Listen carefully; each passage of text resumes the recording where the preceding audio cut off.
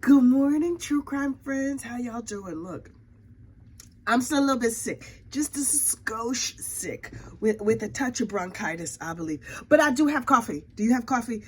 You ready to go, child? Because there's a lot for us to talk about, and I have to do it before my breath runs out. Hang on.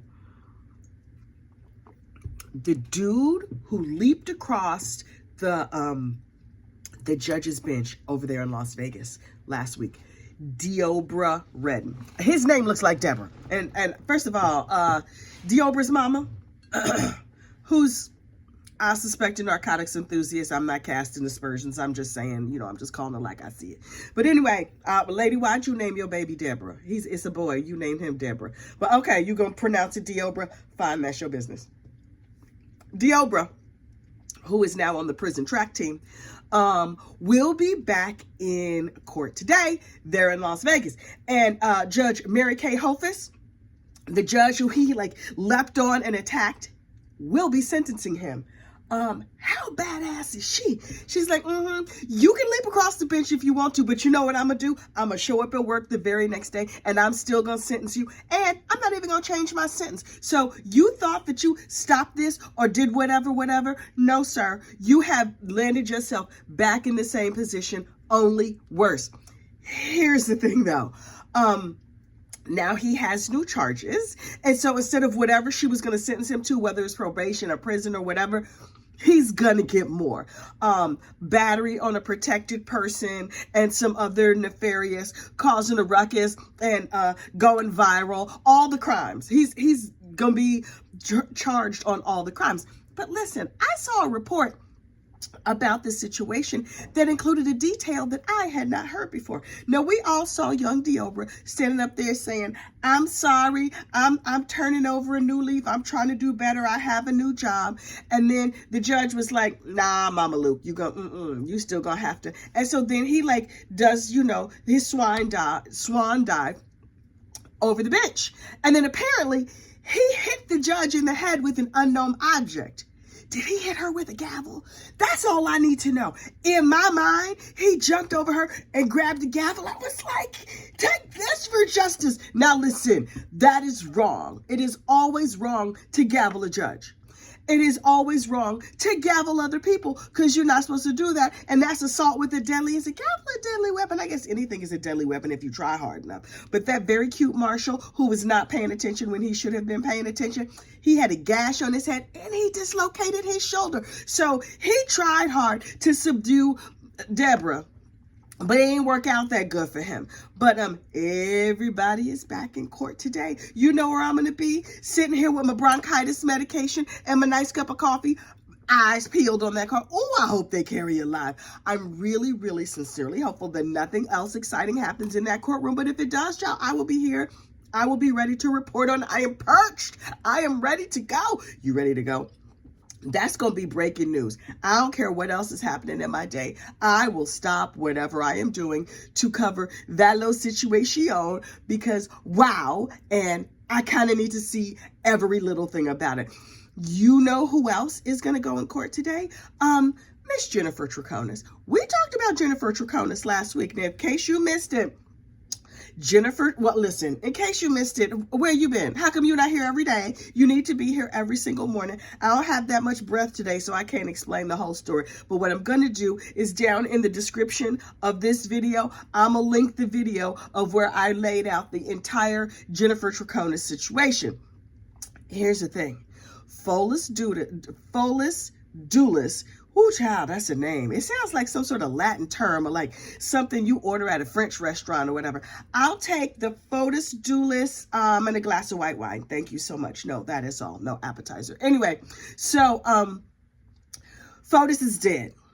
Jennifer Dulos dead. The only person left alive in this situation is Miss Jennifer Triconis. And Jennifer, I want to believe that you're innocent, and clearly you are innocent unless and until you are proven guilty. But based on Dateline and 48 Hours and with my very own eyes and all the pre-trial publicity that I've seen, I adjudicate you guilty, but I'm not on the jury, so it really doesn't matter how I adjudicate you. But I believe you to be very, very guilty. And Here's why. First of all, they have you on video helping FOTUS throw away bags of murder materials. Ma'am? I don't know if they told you this when you were in school, wherever you went to school. So if your boyfriend comes to you and says, baby, I need your help, you're supposed to be like, yes, my love, how can I help you? He's like, can you pick up that bag of bloody clothes and handcuffs and a gun and a knife and a mask and stuff and a big bottle of bleach and cleaning supplies? You're supposed to ask questions. Number one, that's just like lady code, woman code, on the strength of the sisterhood, on the strength of being nosy and just like being alive. That's gossip rule number one.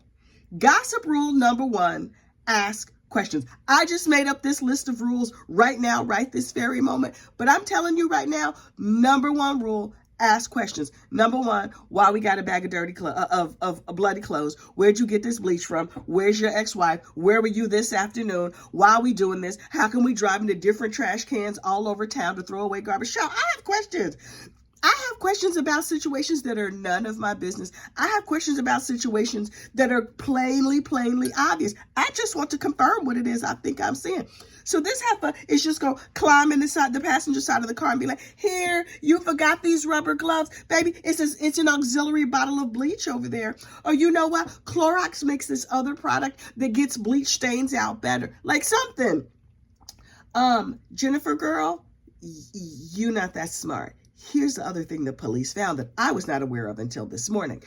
Over there at FOTUS's house, who was not a French dish, FOTUS had written out a list. Okay, when the police ask you questions, you say, we did this and this and this and this. 1, 2, 3, 4, 5. Let's rehearse. Okay. And so when they interviewed Miss Jennifer, she was like, number one, we were, and then she read off number one on the list. Number two, she went right down the list.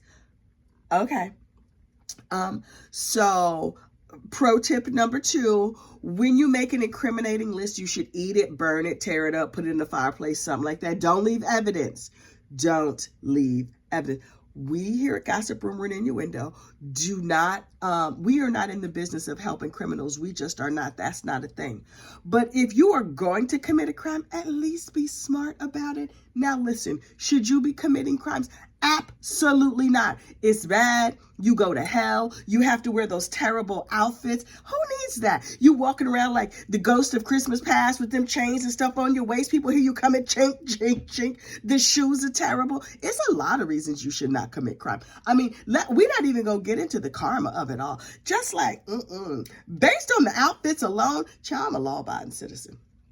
I am having trouble like breathing. So I'm gonna have to let y'all go. I'm gonna go visit the doctor. And I'll let you know. I'll check in later to confirm that I am still alive. But in the meantime, get over there on Miss Brandy Churchwell's 13th juror and keep your eyes peeled for me in the comments. If I'm alive, I'm gonna give me a little finger wave over in the comments. Drop a little ball of yarn. Oh, where was I at this weekend? Phone calls from prison. Was it phone calls from prison or was it Grown Woman Vibes or Real Talk Bougie? I was on somebody's live stream the other day and people were dropping balls of yarn. I was like, oh, hey girl, I see you. I kind of love it that we can send each other a little finger wave. Hey, how you doing? In other chats. Okay. And for those who don't know, the symbol here of this channel is a ball of yarn because, child, I'm always knitting or crocheting something. Wait, where's my, oh, there they are back there. And who was it that said that it was, they just realized that knit and crochet were two totally different things. Two totally different things. Crochet, you do with a stick with a hook on the end of it, and knit, you do with a stick with no hook. That's the big difference. I mean, different stitches and stuff. But right now we're making little fishies. I have a couple of them. All different color little tropical fishies. And at some point I'll have enough to give away. But right now, I need some medication to aid with my breathing so I don't fall out. Because, you know, you need your gossip every day, child. I need my vitamin G as well. Okay, now that I'm looking cute. Every time my mother goes to the hospital, I have to go to the hospital with her because she's old and she's sick. She's like, oh, I have to comb my hair first. I can't be over there looking crazy. And I'm like, that's nuts. Just go to the hospital. You know, this morning I got up and I got dressed and I put on my TARDIS dress because I don't want to look bad over at the ER because I'm about to take my ass to the ER. That's how bad I feel. Okay, y'all have a good day. And Lord willing and the creek don't rise. I'll see you over the 13th juror. Bye.